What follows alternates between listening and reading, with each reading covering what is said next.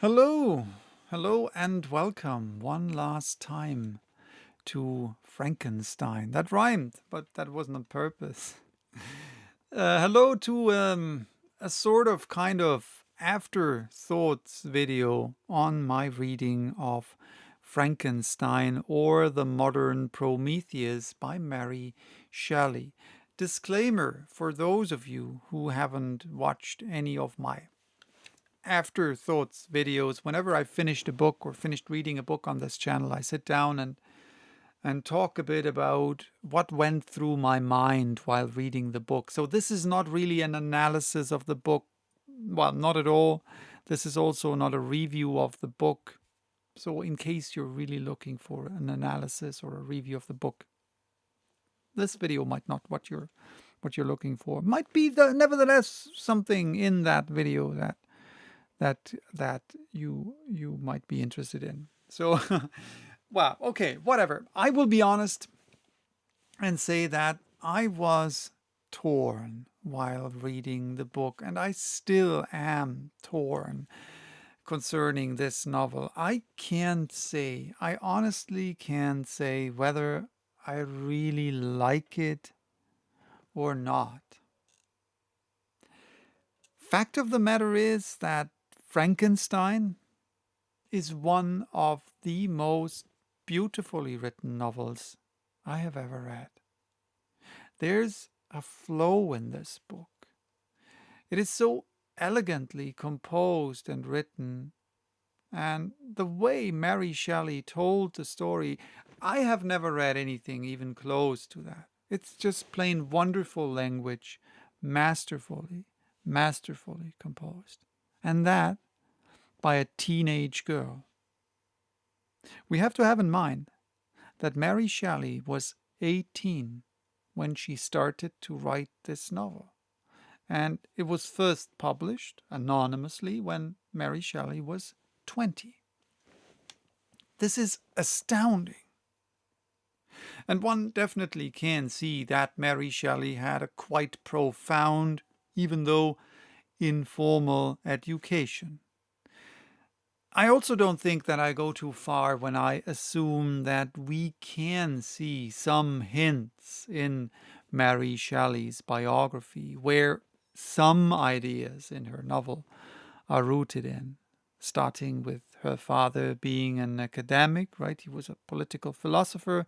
Her mother dying early in her life, her troubled relationship with her stepmother, then her running away with her lover Percy Bysshe Shelley, whom she later married.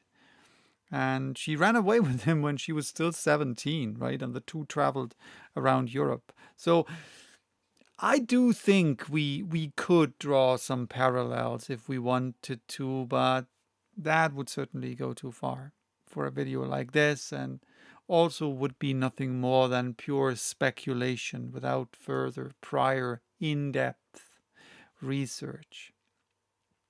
Also, I'm pretty sure that there are a ton of people who already did that.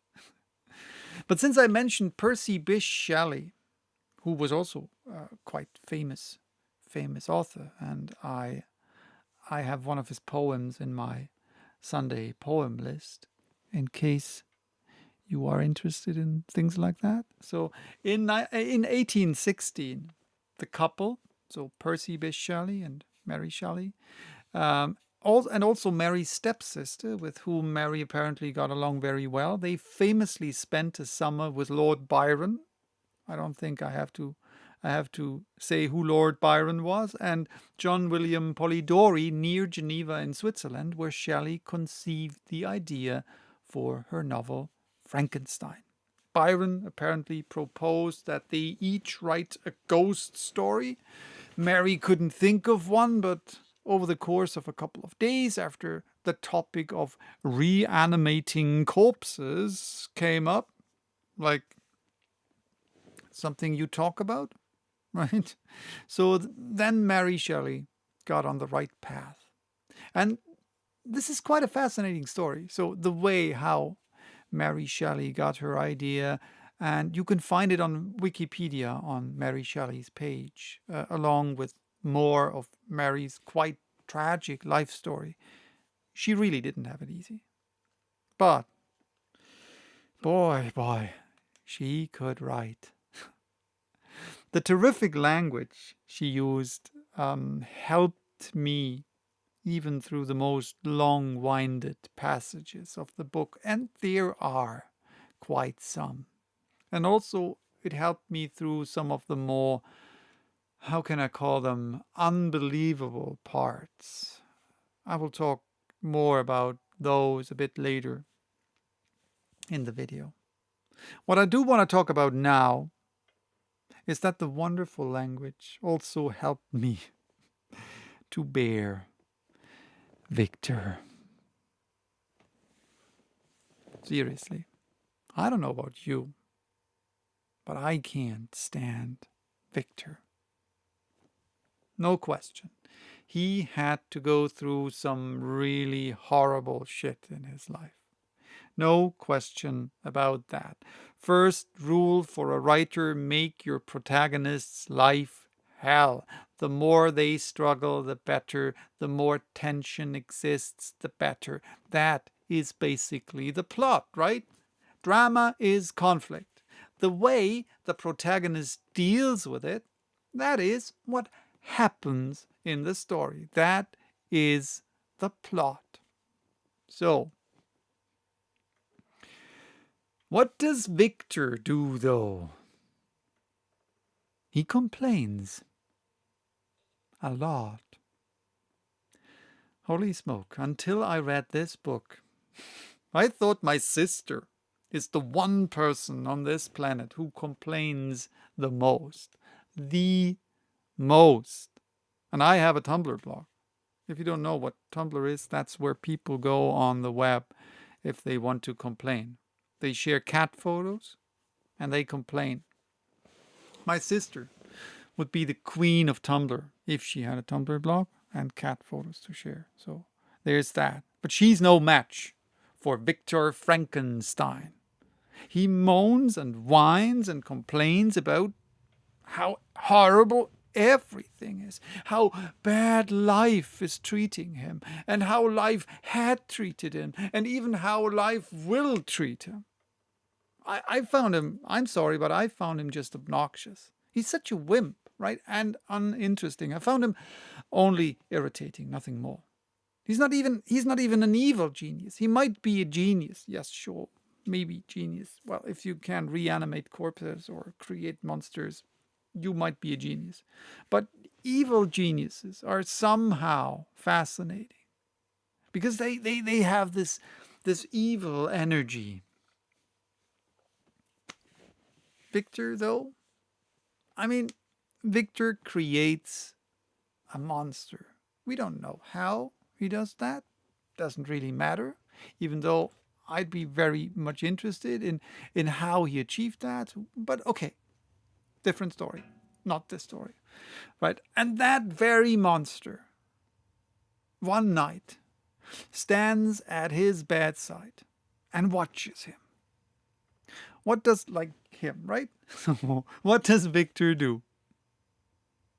He runs away. I get it. Shock, terror, everything. But what happens then? Nothing. He didn't really put any effort into finding the monster. And this is what I found quite unbelievable. Right? Why? You would do that. You would try to find the monster. Yeah, I get it. His illness was described and maybe, but okay. Still, I got it. I accepted it. Still, didn't do anything for years. He just lived his life, complained, right? And yeah, okay, I'm probably a bit harsh, I know, but this really threw me off. This was the first thing that really threw me off. And please, please, please, please don't take this as some real serious critique or criticism of the book. I get the idea. And I know that for many people, this works or worked pretty well. This book was very well received over the decades. There are some people who really liked the book. There were people who didn't like the book. Please do yourself a favor and look at Wikipedia, how this book was received. There are some super harsh critiques. There's one in particular. It's just specific, extremely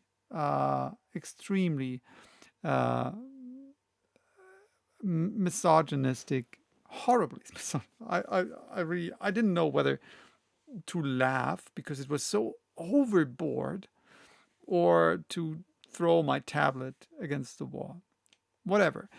I want to say for some people it works. It didn't work for other people. For me, it didn't really work. But I'm not a person to say it doesn't work for me, so it's bad. It isn't. It isn't bad at all. Heck, this book was the prototype for the science fiction genre, the first of its kind, written by a teenage girl with, yes, profound but informal education in the 19th century. How incredibly amazing is this? I don't think we can praise Mary Shelley enough. What she did here was just terrific, and that only on or just on a literary level, right? I don't even want to talk about how important this was for women or female writers, right? What path she laid here. Imagine that. Science fiction book written by a woman in the 19th century. Crazy. Amazing. So she deserves all the praise we can give her. And sure, there are books with similar topics that might be more, let me call it, streamlined. But they all are built on what Mary Shelley created. I did enjoy, really, honestly, seriously enjoy the language in this book. I didn't really love the plot, but it kept me reading. It was okay. I am convinced that Victor was meant to be the anti-hero. And that is what he was. He was the anti-hero or anti-hero. The tension between creator and creation, the big questions that are raised, right? I think that is what this book is really about. It is not about why the heck was Victor so absolutely convinced that his creation, that he hasn't even seen for years, the demon, murdered his brother. Didn't really make sense to me, right? It's also not about how the creature was able to learn to talk so eloquently and even write just by himself in just a couple of years. To me, this was really probably the biggest, I call it plot hole, right? I didn't buy that, but it doesn't matter. It doesn't really matter. Because this is not what the book is about. I was able to just accept it. To me, this book is, and was, rather a meditation on the meaning of life, right? The God, our existence. A question to us, how we treat others when we don't really know them. And just because of how they look differently, just because we might not understand them. But the thing though is, if we don't understand another person, why do we so often demand that they change so that we understand them? This is, I think, one of the biggest problems in our society, right? So, for many people, it's not, or the other way around. For many people, it's, I don't understand that. That's dumb. And not, hey, I don't understand it. Maybe I'm dumb. So if we all would probably, at least in some cases, think, okay, I don't understand this. I don't see why this is this way or why this is that way. maybe I have to change, or I have to put some effort into it. But okay, different question, different, different topic. What I also think, and this is probably the biggest topic in this book, above all other things, how do we shoulder the responsibility we have for what we do in life, and also specifically today, but it apparently was also a topic back then, how do we shoulder the responsibility that we have with technology? Right? This is more important than ever before in the history of mankind. So yeah, I think I should stop now. I rambled enough. This was there'd be so much to say. So if you have anything more to say or something, I'm sure you have, please put it in the comments. Let's discuss in the comments. To me, this is always a super rich experience to also read your thoughts. So what did you get out of this book? Did you enjoy it? What do you think about the language in the book? What do you think about the plot? Did you stumble upon things where that you say, "Well, this wasn't really well rounded" or whatever? So please share your thoughts with me and all of us.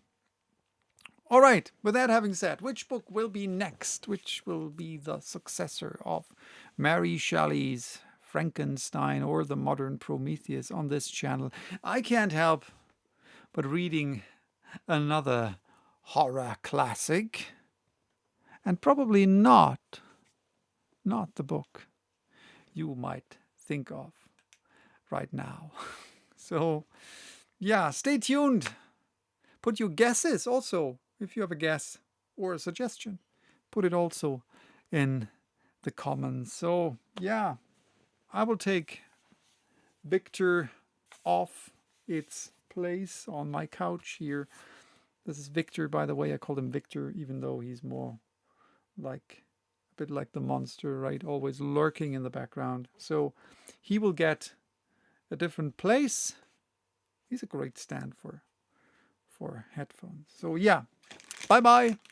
Till next time. Thank you for watching. Thank you for listening.